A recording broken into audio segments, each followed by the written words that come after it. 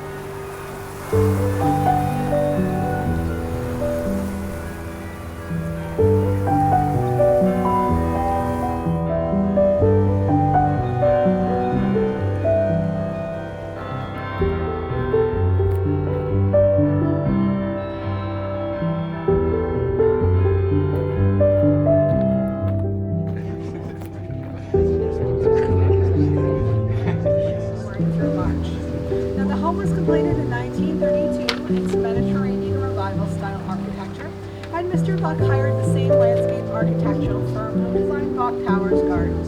So that's the connection between the two.